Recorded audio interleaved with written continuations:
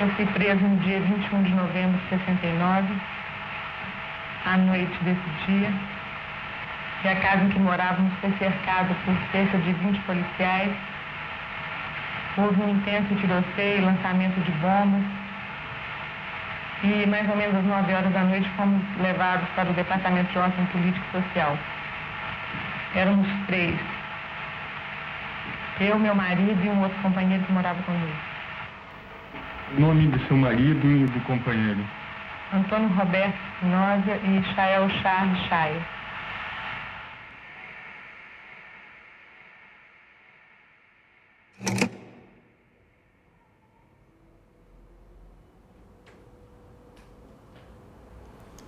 Nessa noite do dia 21, em que nós fomos presos, eles chegaram, bateram na porta, a Chica saiu, foi até a porta, voltou e disse: o cara que está alugando a casa vizinha. O cara começou a me olhar da cabeça aos pés, dos pés à cabeça, com aquele olhar que você sabe que é de policial. Aí eu falei: puta, é a polícia. E, bom, está fazendo o levantamento. Esse cara virando as costas. Nós entramos nesse aparelho e pegamos todos os documentos, o dinheiro, as armas, enfiamos dentro do carro em 5 minutos e nos mandamos. Só que não houve tempo.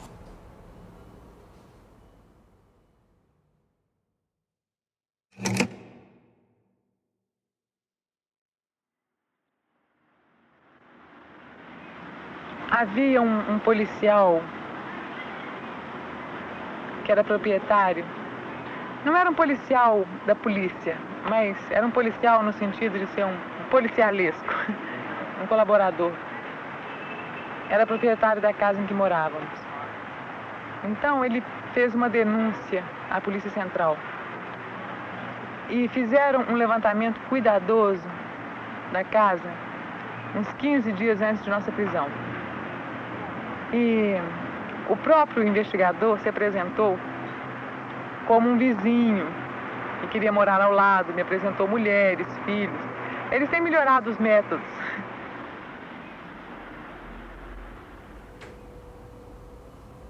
A Chica pertencia a um negócio que nós chamávamos de GRUMA, Grupo de Manutenção. Era um grupo de pessoas que fazia tarefas de infraestrutura e ela foi encarregada de me receber no Rio de Janeiro, sem me conhecer. Aí ela disse: bom, eu já aluguei um apartamento, vamos simular uma kitnet em Botafogo. Vamos simular que compomos um casal e podemos ir para lá já. Nos conhecemos dessa maneira. Eu fui preso, não sabia o nome dela. Eu descobri o nome dela depois de preso, depois de um mês de preso. Fiquei sabendo pela polícia. Aí ela conseguiu o outro aparelho, Benedito Vasconcelos, que era uma das orientações da organização, que era sair da Zona Sul. E nós ficamos cerca de um mês nesse aparelho. Mas aí os dois morando no mesmo apartamento, etc., enfim, todas aquelas circunstâncias, acaba acontecendo. A gente acaba, enfim, acaba tendo uma aproximação, além do companheirismo, uma aproximação espiritual, física, né? Bom, a Maria Auxiliadora me disse: olha, tem um companheiro de São Paulo, como é que é o nome de guerra, Michael? Não está aqui. Joaquim. Joaquim, né? Ele está aqui, precisa de um aparelho. O que você acha de ele vir para o nosso aparelho? Falei: claro. Aí peguei o Chael, ele deitou no vão dos 2 bancos, entre o primeiro e o banco de passageiros, e foi dali até o Lins de Vasconcelos, de olho fechado.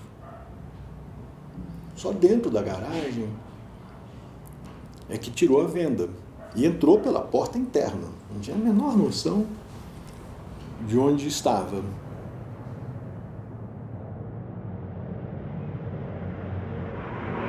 embora a gente procurasse aguçar todo o nosso espírito de observação, de atenção, de cuidado, que são necessários numa vida clandestina, como a que levava, nos descuidamos dessa vez. Então a casa foi cercada, metralhada, bombardeada, e houve reação de nossa parte.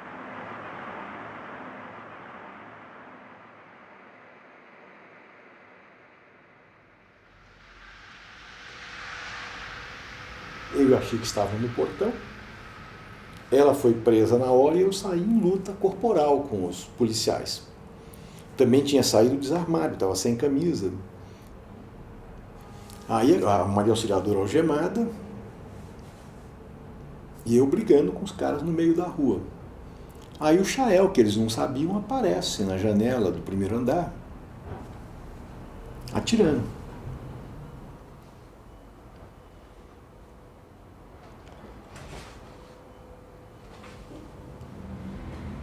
E tiraram a Maria Auxiliadora de um outro camburão, conversaram com ela e pediram para que ela subisse e convencesse o Chael a se render. Aí ela foi desalgemada e voltou para o aparelho para conversar com o Chael, cheio de armas. Chegando lá em cima, ela também pegou uma arma. E aí, ao invés de atirar um, ficaram os dois atirando.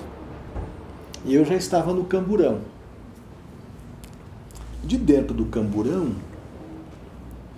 eu ouvi as vozes do pessoal da favela que tinha descido, da favela do Luiz de Vasconcelos. Aí umas mulheres, crianças, um está preso, um está dentro desse carro. E tem dois lá dentro que estão atirando. A mulher também está atirando, os caras diziam. Que era ela, né? Aí dentro do camburão eu comecei a fazer discursos. Companheiros favelados, né? Amanhã vocês vão ver que eles disseram que prenderam 2 terroristas.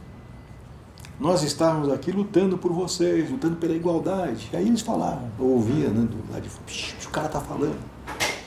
Aí começavam as balas de novo. Pá, pá, pá, pá, pá. Aí era aquela correria, não ficava ninguém.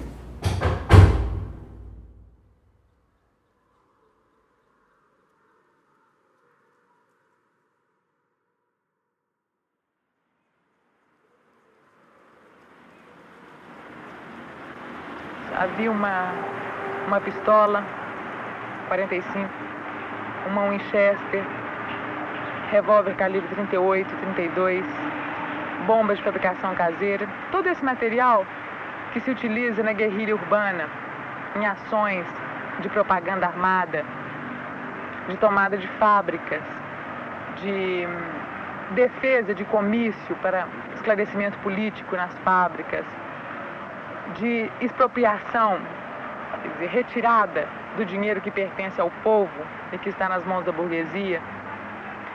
Todo esse tipo de material utilizado nós tínhamos em casa.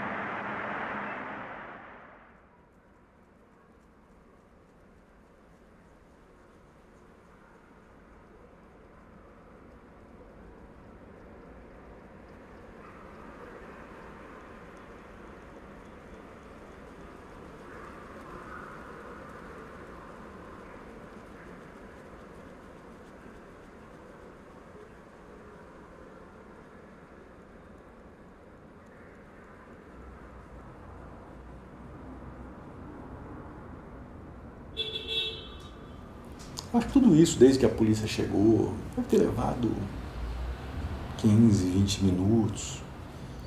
Também ouvia gritos da polícia, eles vão morrer, né? Pá, pá, pá, pá, pá, metralhadora na janela, né? Aí eles também xingavam os caras e mandavam bala para baixo. Ela pegou uma granada e jogou. Mas devem ter conversado e acharam que era mais prudente se render. E acabaram se rendendo.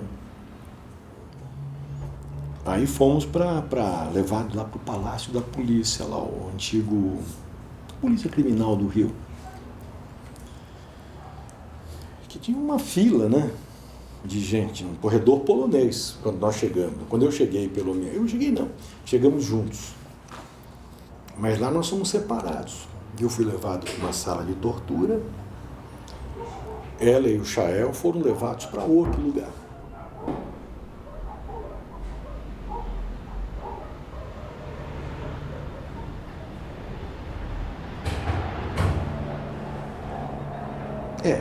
Tá completamente ensanguentado aqui, né? Era bonito, hein? É que dava um...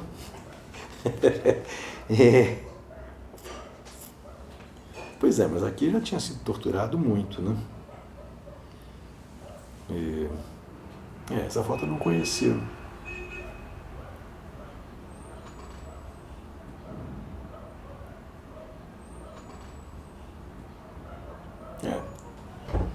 Era uma cara intimidadora também, eles deviam ter medo dessa cara.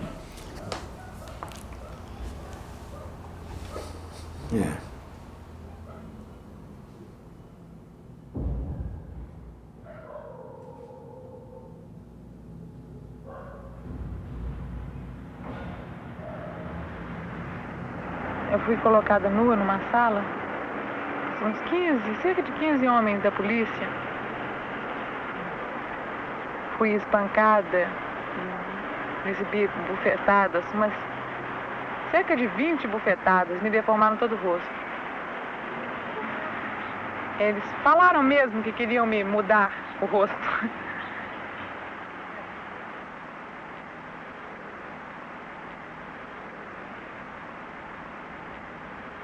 Depois disso, colocaram uma música numa altura impressionante, e música de macumba.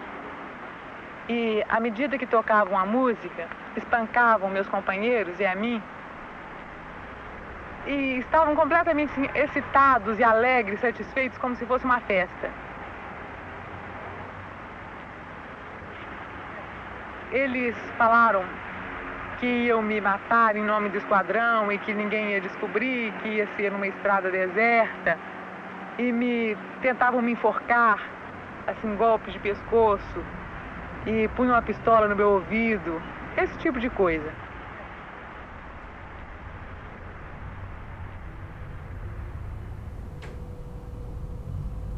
Em geral, eles amarravam uma corda no pênis, saiu um cara correndo na frente de uma sala e os outros dando porrada, chute, te passando o pé e o cara da frente correndo. Você caía, mas você mesmo tinha que levantar correndo porque... Foi à noite, várias horas, 2, 3 horas, às 11, até 1h30, 2 horas da manhã. Depois um deles buscou uma tesoura e me pegou a ponta do seio e disse que ia cortar o seio, não sei o que. Aí o outro interviu para mim que fizesse isso, que ele não permitia. Todo esse tipo de coisa. Ao mesmo tempo, eu estava levando bufetadas e palmatória. Quando eles se irritavam muito, me julgavam mesmo contra a parede, socavam minha cabeça e durante todo esse tempo não deixavam sentar. E os companheiros na sala ao lado continuavam a apanhar, soltando gritos tremendos, porque foi um tipo de tortura em que, além do comportamento anormal que eles têm usualmente, tinha sido criada uma situação de muito ódio por causa da reação violenta que eles achavam que a gente estava disposto a matá-los de qualquer jeito, então que eles iriam, se a gente não acabou com eles, iriam acabar com a gente, né, o que eles falavam.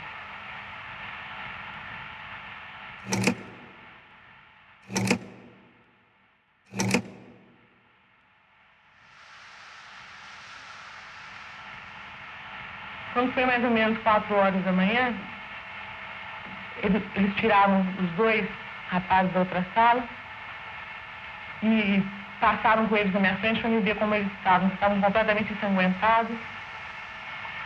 E meu marido, eles tinham arrebentado um dos testículos. O Chael também estava marcado, com sangue escorrendo pelas orelhas por causa da pressão do telefone. E nós fomos levados então para a polícia do exército.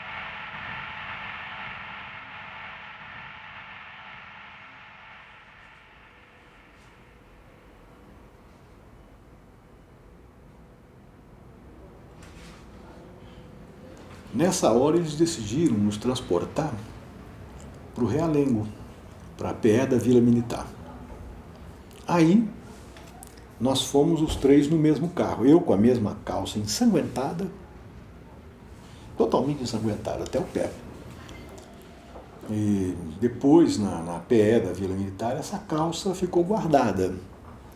Quando me transportaram para São Paulo, desempregaram a calça, eu vesti a calça.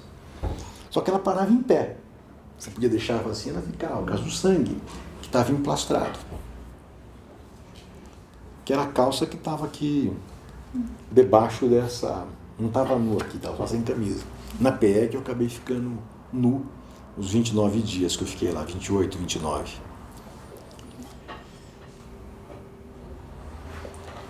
Na viatura, o Chael já estava muito mal. Ele já tinha dificuldade de conversar entre a gente. Eu chamo o Chael, sei lá, Quincas ou fulano, né? Como é que você tá?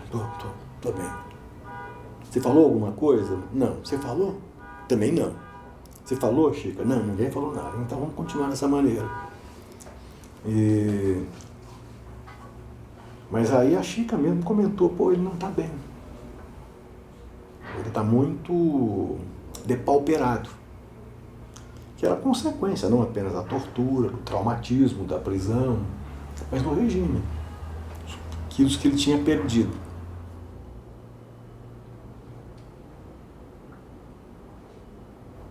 Nesse aparelho, o Chael começou a fazer um regime muito rigoroso. Ele comia uma folha de alface por dia e tomava 2 copos d'água, só. Nesses 20 dias, ele deve ter perdido em torno de 40 quilos. Baixou de 130 para 90.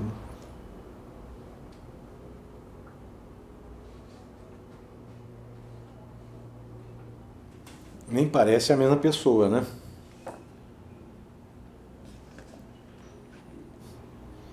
Isso para o Chael era uma coisa fundamental.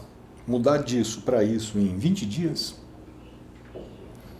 era recuperar a condição de andar pelas ruas, de ter militância. Para ele era essencial fazer isso.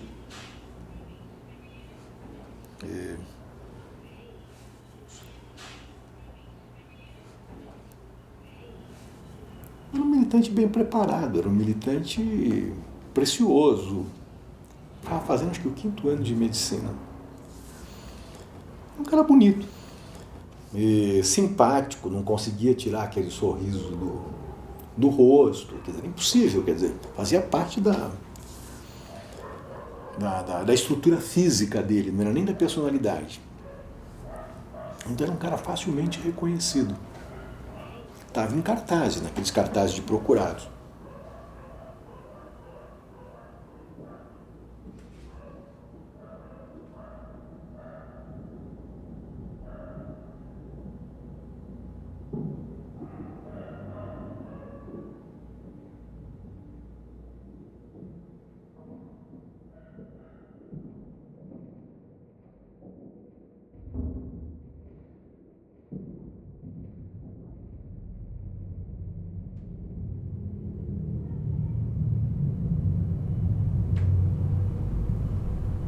Chegando na PE da Vila Militar,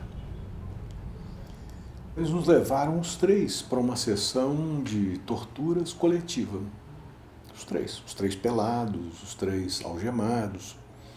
Eu não lembro como é que as algemas dele, as minhas estavam para trás. E tentando nos fazer ter práticas que fossem humilhantes para Maria Auxiliadora e vice-versa, que fosse humilhante para nós, obrigando a fazer certas coisas, comentários, gritos, enfim. Aquela tipo de comportamento que eles têm. Aí eles pegavam o cacetete, empurravam o cacetete no meu corpo contra a parede, faziam simulação de ato sexual. Depois pegaram os 2 rapazes e empurravam eles contra mim, tentando fazer com que eles me abraçassem beijasse o corpo, essa coisa assim.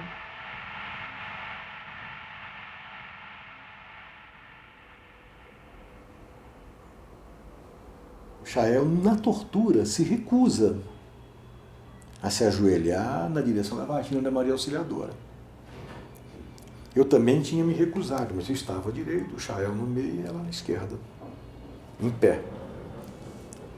Aí esse Cabo Mendonça vem e dá a coronhada, que eu acredito que foi o golpe fatal no Chael. Podia ter sido comigo, foi com o Chael. Que esse Mendonça, que era cabo, deu a coronhada no peito, no meio do peito do Chael. O Chael caiu, voltou. Quando ele voltou, já voltou com um hematoma no peito. Mas só que ele não morreu na hora. Depois disso ele foi para a sala, tomou choque, etc, etc. E eu acho que o problema da coronária foi se agravando até o momento que ele perde a consciência, que ele desmaia na sala.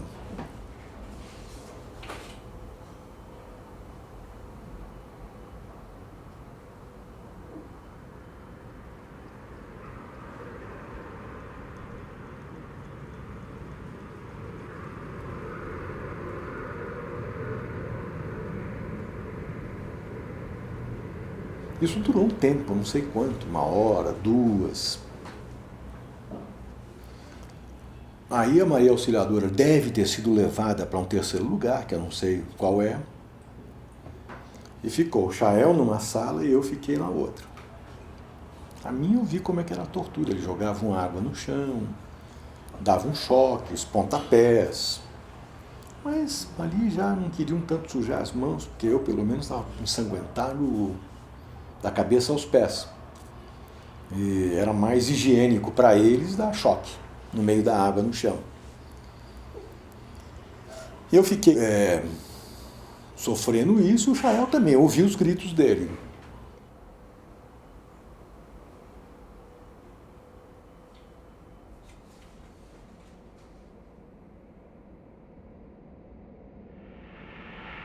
Depois me deitaram no chão e jogaram uns baldes de água e continuaram com o choque. Nesse meio tempo, o Chael e o Antônio Roberto foram retirados da sala também, foram molhados no chuveiro para continuar a receber esse tipo de choque, e eles estavam bastante ensanguentados assim. Isso devia ser umas 6 horas da manhã por aí. Bom, aí continuou a tortura, quando foi 7 horas, fez um silêncio completo dentro da sala. Os gritos do Chael cessaram. A voz da Maria Auxiliadora eu não ouvi mais.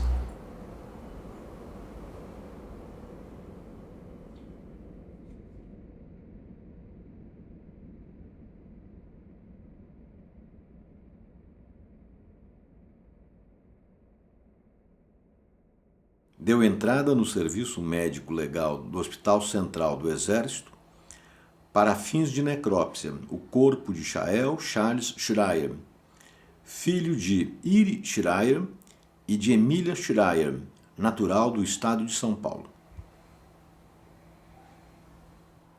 Inspeção externa. O cadáver é o de um homem de cor branca que mede 1,74 m de altura, de bom desenvolvimento físico, em bom estado de conservação, semirrigidez muscular generalizada.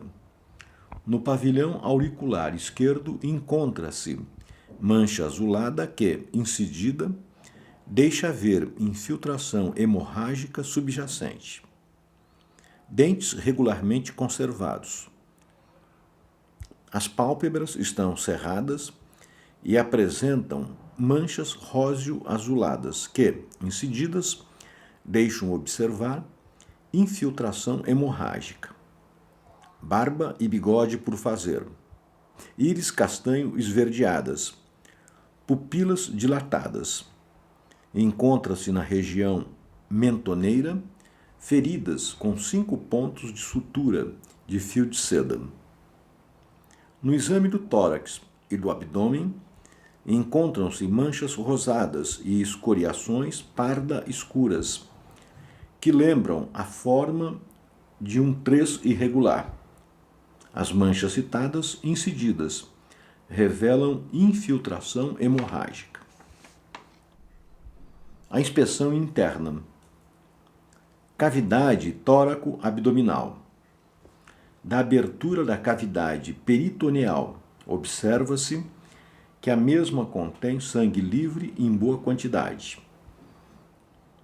Encontram-se fraturas com infiltração hemorrágica na junção das terceira, quarta, quinta e sexta costelas direitas, e fratura da segunda, terceira, quarta, quinta, sexta, sétima e oitava costelas esquerdas, com infiltração hemorrágica. O coração tem tamanho e consistência normal, e o exame aos cortes não mostra alterações. No exame do abdômen, percebe-se sangue líquido em todos os espaços em grande quantidade.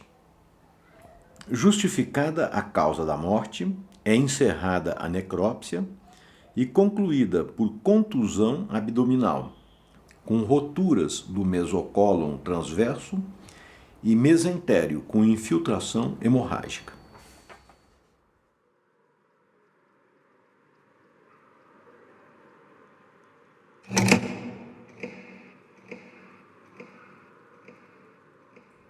A cúpula militar, que não sabia exatamente o que tinha acontecido embaixo, pediu um inquérito. E a família fica sabendo, via a sinagoga, pede o traslado do corpo.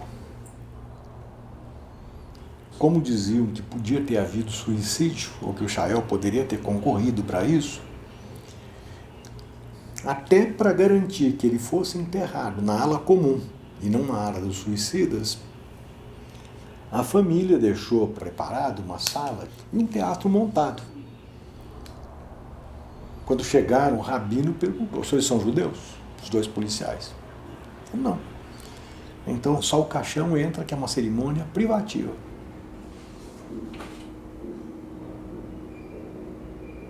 Ali estava uma junta médica.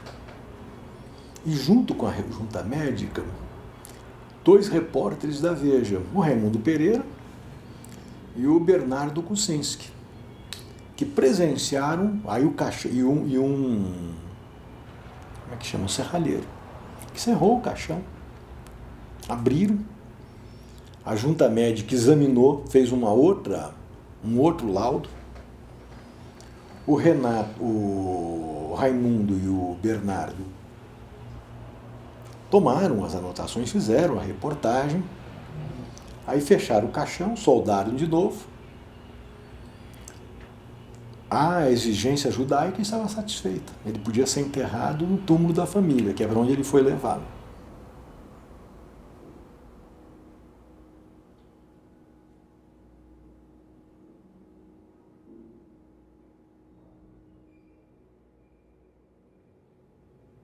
Então foi o primeiro caso de tortura documentado e divulgado pela principal revista do país.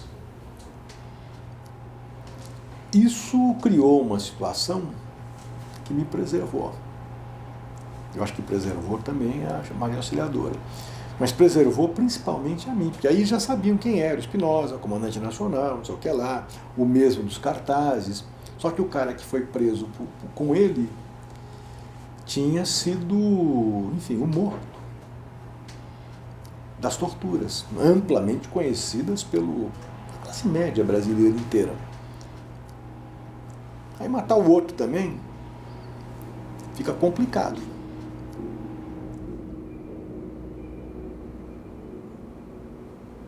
Então eu acho que a morte do Shael me salvou.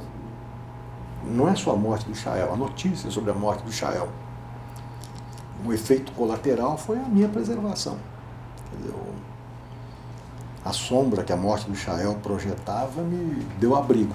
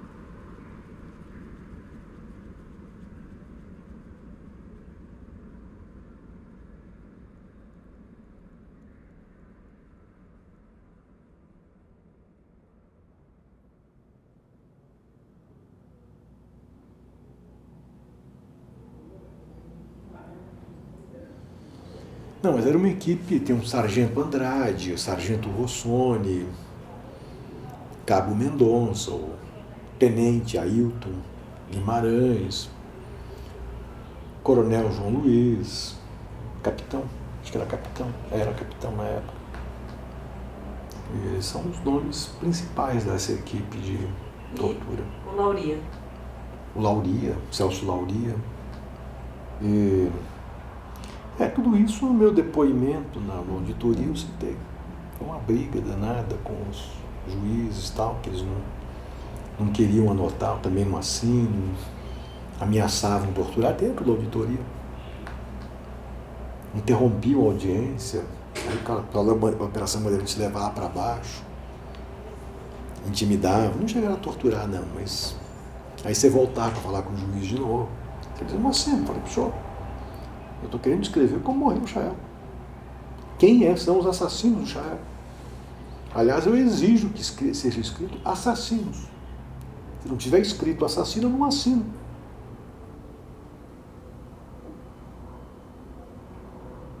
E eles estavam dentro do quartel em serviço. Não alteraram essa parte do RD4, o regimento militar, para que eles praticassem torturas. Então eles torturavam fardados, com o nome aqui no peito.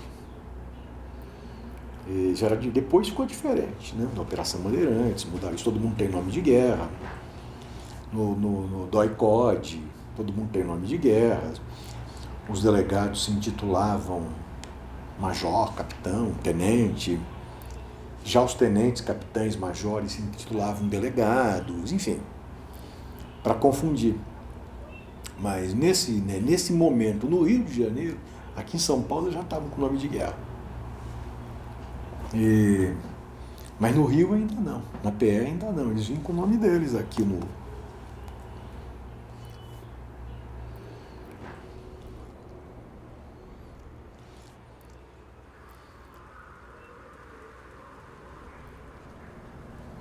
Na Operação Bandeirantes eu não lembro quantos dias, 45, 60 dias, sei lá, um tempo grande.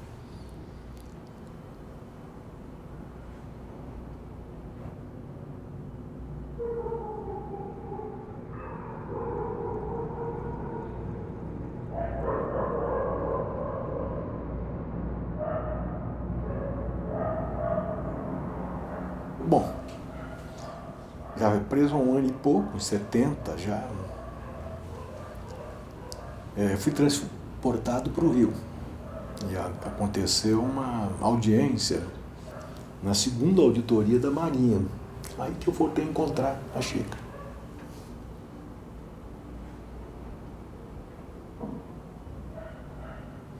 Como eu tinha saído do Rio, não voltei a ver a Chica, fiz só essa vez. Foi a vez, inclusive, que ela me propôs um plano mirabolante, que era o de nós nos casarmos, presos, casar direito, passar papel, certificado, etc.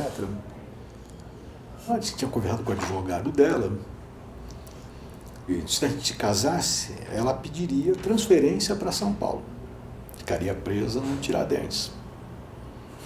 E aí nós teríamos visita normal. De uma vez por semana, 10 minutos, para conversar no pátio, enfim. E como eu fui excluído do processo, essa ideia dela do casamento também foi... E também em 71 teve o sequestro do suíço e ela foi embora.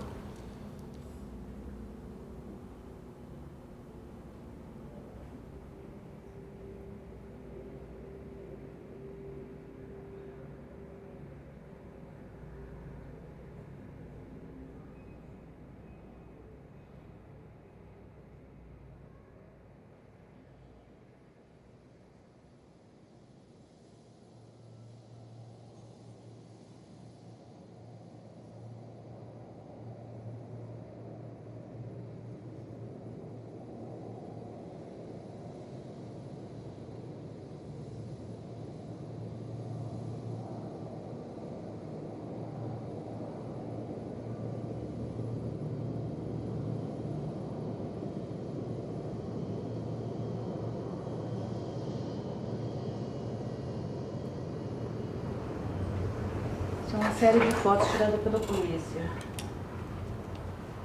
Lá naquele momento da nossa saída,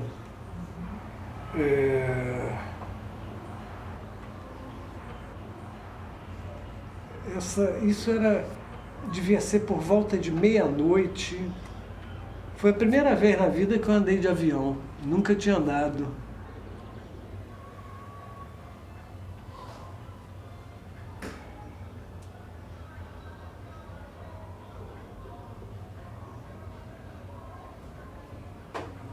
A saída foi no dia 13, se eu não me engano, de janeiro. Portanto, nós devemos ter chegado no Galeão dia 8 ou 9.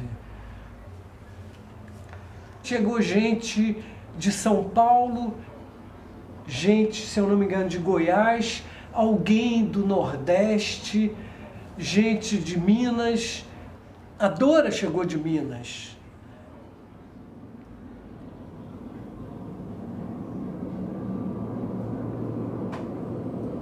Então eu estava no pátio do Galeão e eu vi a Dora chegando. E óbvio que me chamou a atenção pelo fato dela ser muito bonita. Ela não só era bonita, como ela tinha uma presença, ela era uma mulher grande, uma mulher, além de bonita, atraente, né?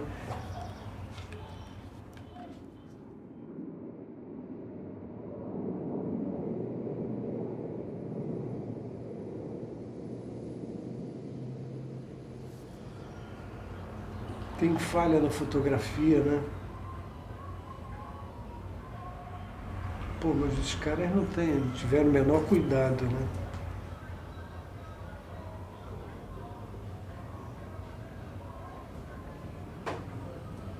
Essas fotografias eles foram tiradas por seções de prisioneiros, né?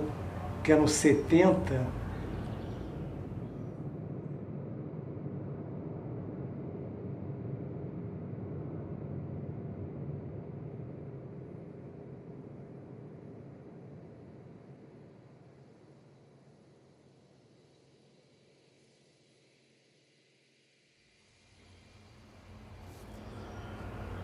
Gente, eu gostaria de reconhecer o cara com os braços levantados, o bate-pau do Doicode ia lá dando porrada para baixar o braço, né?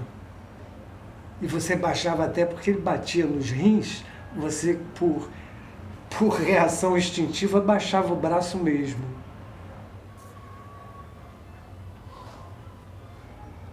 Era um gesto de desafio porque todo mundo que estava ali era da repressão. Não tinha ninguém, tinha jornalistas muito afastados, mas muito distantes para bater foto.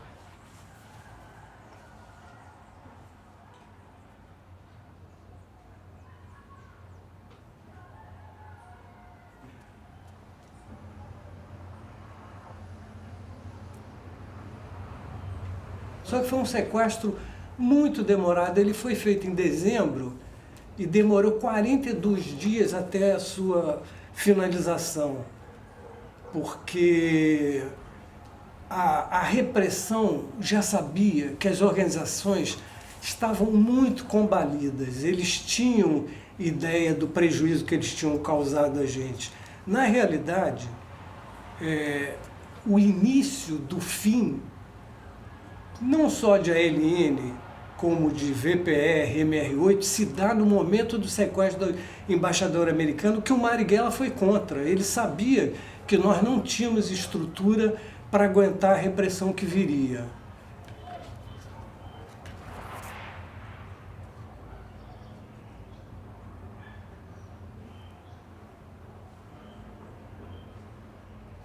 Os caras de paletó são policiais que foram até o Chile com a gente.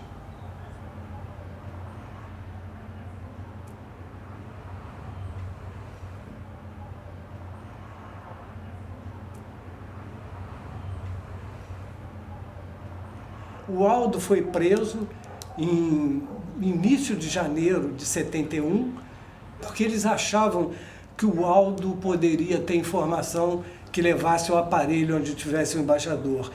Em se tratando do embaixador da Suíça, eles não tiveram tanta preocupação quanto teriam no caso do embaixador americano. Eles travariam um tiroteio mesmo, achando que o embaixador pudesse morrer.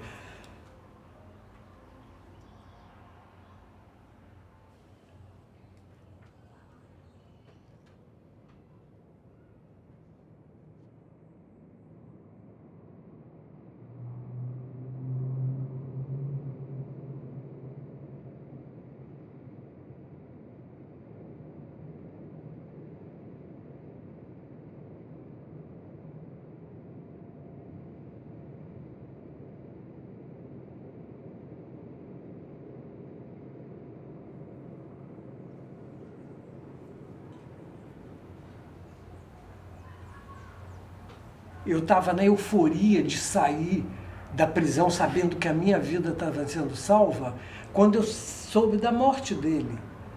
É uma morte, sabe, de alguém que é quase sangue do teu sangue, né?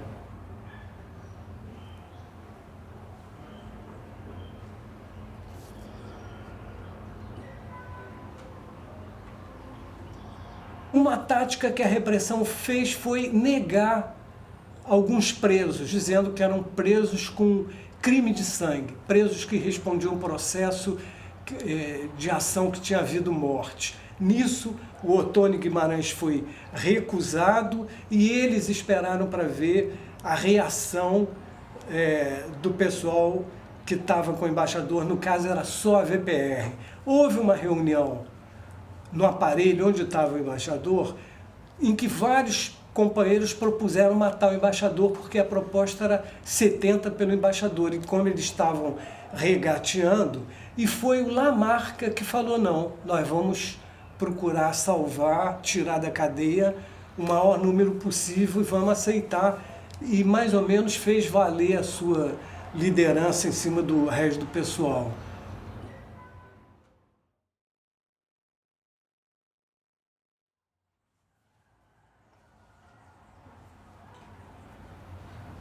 Até o final do sequestro, eu fiquei absolutamente eletrizado, porque eu sabia o seguinte, se esse sequestro der errado, eu estou morto.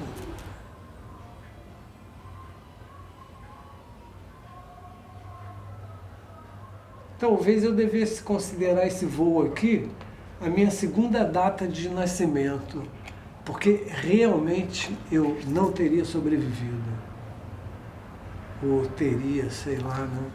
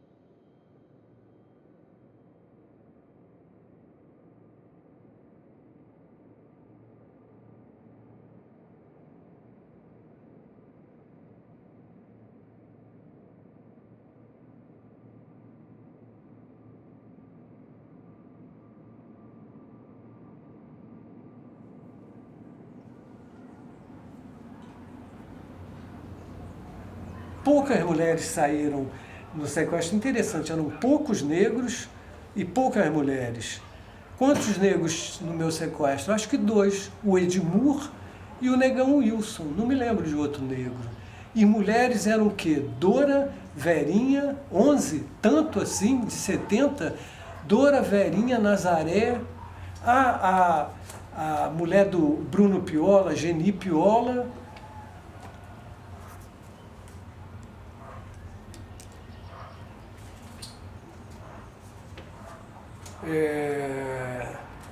Dora, a Mara Curtis Alvarenga, como é o nome dela? Verinha aqui, Geni Piola, Conceição Imaculada, a mulher do Nancy Mangabeira Unger, tinha bastante mulher até. Essa proporção de 11 para 70 seguramente correspondia à proporção de mulher na luta armada e na guerrilha.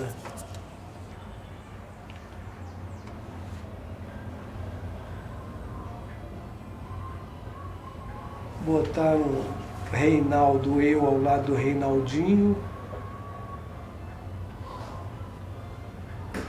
Isso foi no Galeão, na parte que fazia parte da prisão, né?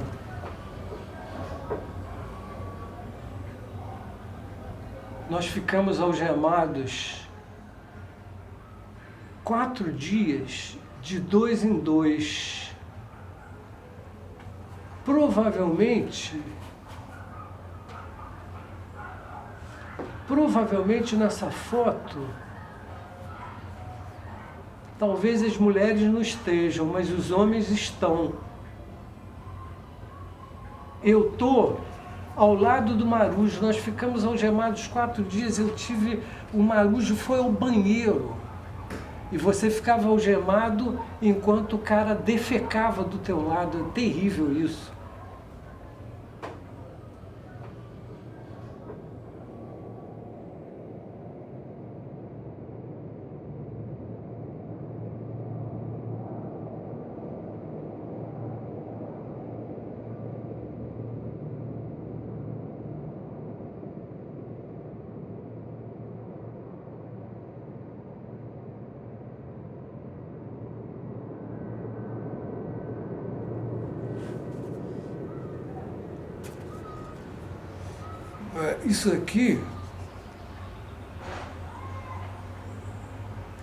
Isso aqui é... Onde foi essa fotografia? Você diz que foi no exame de corpo de delito, você tem essa informação? É óbvio o seguinte, não foi, é fotografia de preso. Frente e perfil é preso, não é fotografia minha de família.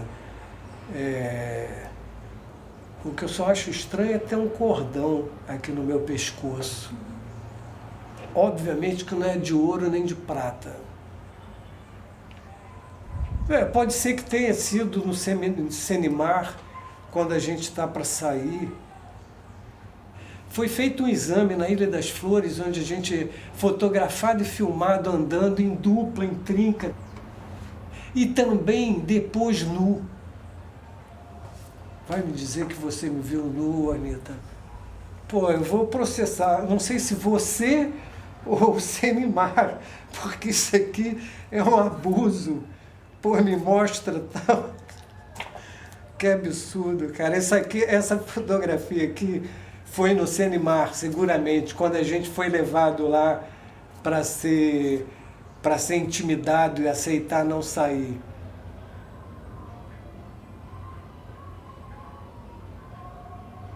Pô, por que fotografar o cara nu? Se amanhã ou depois houvesse algum confronto com a repressão, o que importa é a impressão digital, não é um reconhecimento de corpo inteiro.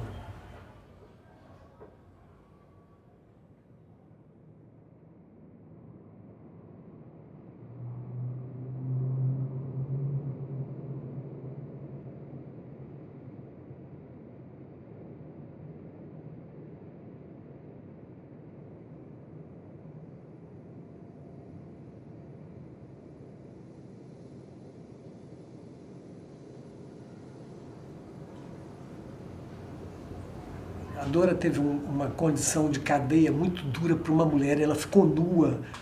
Ela me falou 6 ou 7 meses. Nua pode ter sido de calcinha e sutiã, mas no meio de soldado, tudo por capial bronco.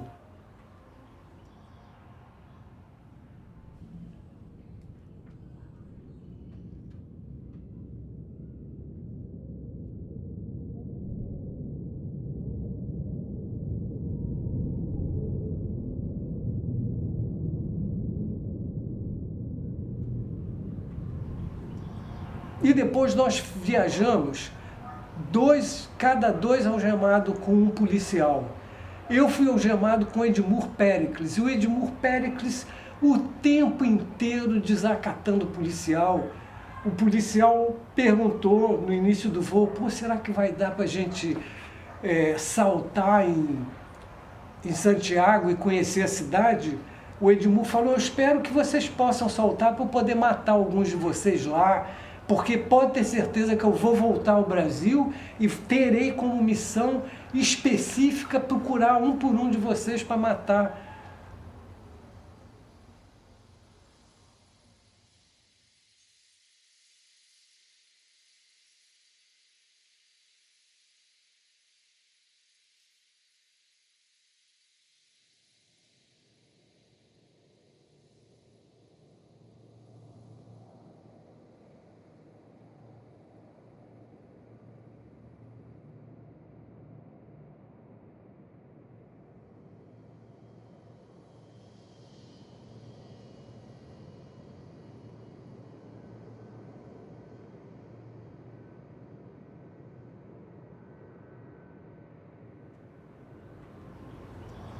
Desde o início, não todos, mas uma boa parte de nós já chegou com uma visão muito crítica em relação ao governo Allende.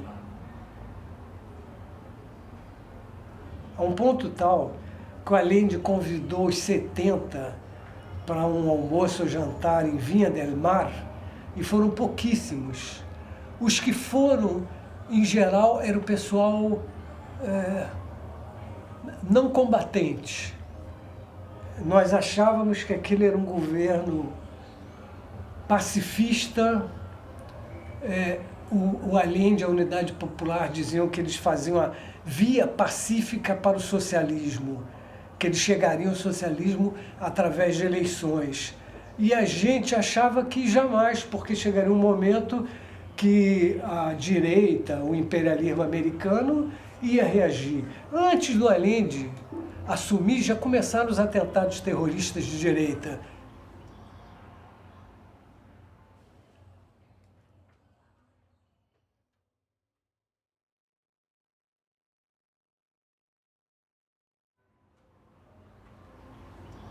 Dora levou a gente para várias casas de chilenos nos dias ali depois do golpe.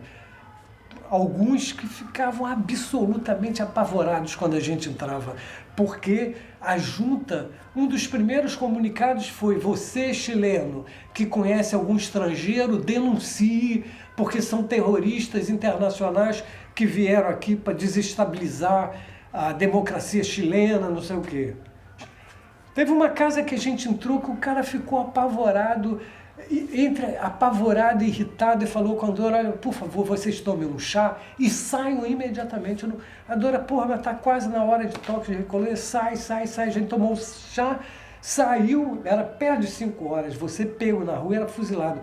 Quando a gente chega na esquina, baixam, pneu rangendo, a polícia invade a casa desse chileno e ele sai preso.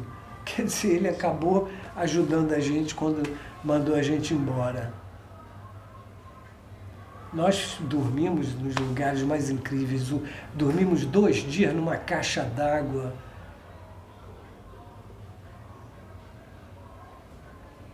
Acabou que nós fomos para a Embaixada do México, de lá nós fomos expulsos.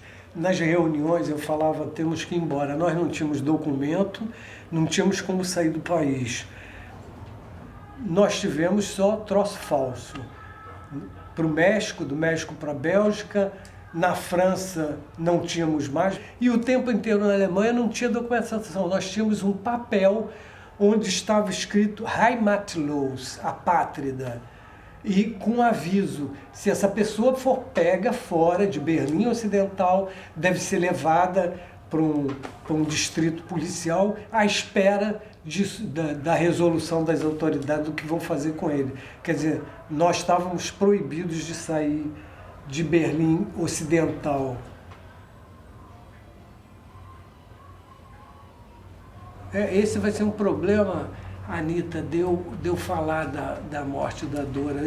Eu conversando com você naturalmente, eu sou capaz até de falar, mas ver a foto da Dora, eu achei a única foto da Dora que eu tenho, aquela que eu te mostrei do recorte. Eu não guardei absolutamente nada da Dora. Eu tinha receio de que ficasse uma fissura no meu HD maior do que ficou, até porque você lidar com o suicídio de alguém assim tão próximo é uma coisa terrível, é um negócio que marca para o resto da vida, para o resto da vida.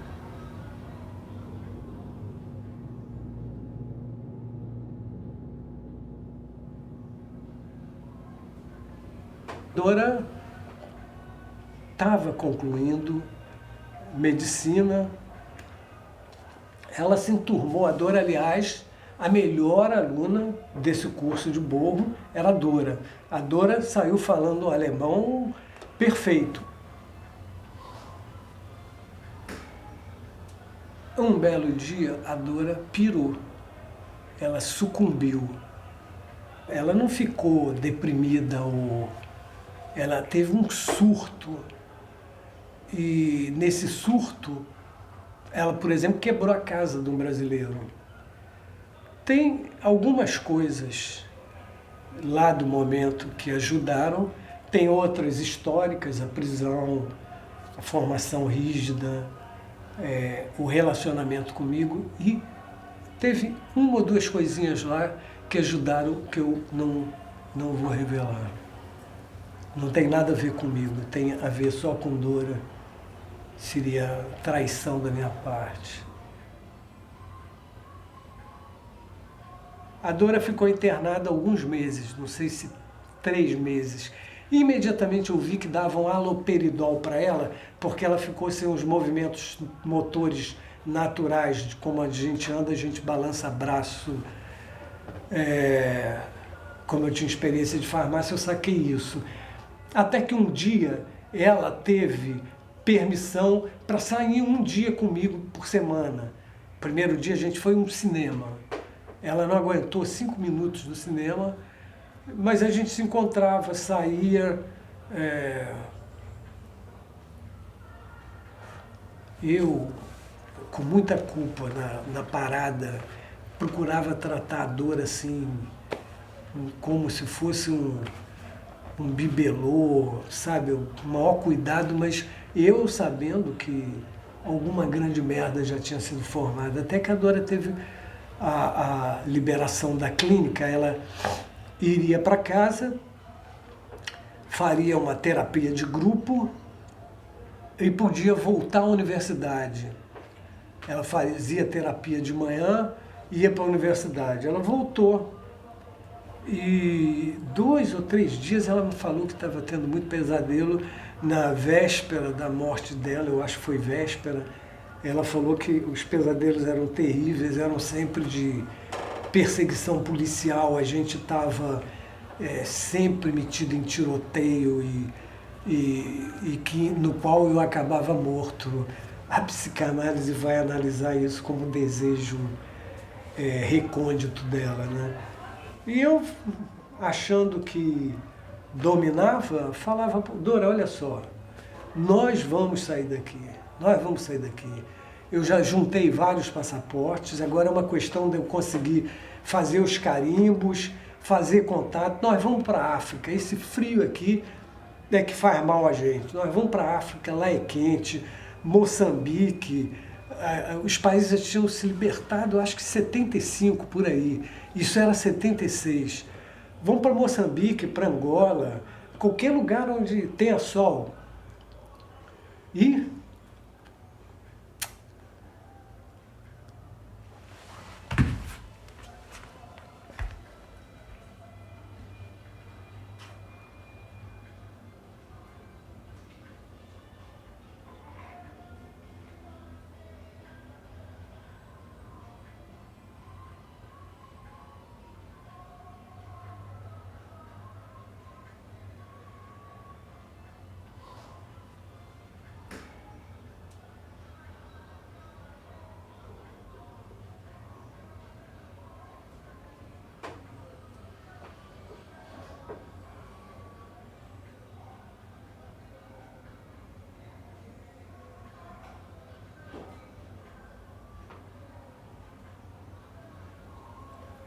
Desculpem, foi um erro de avaliação minha.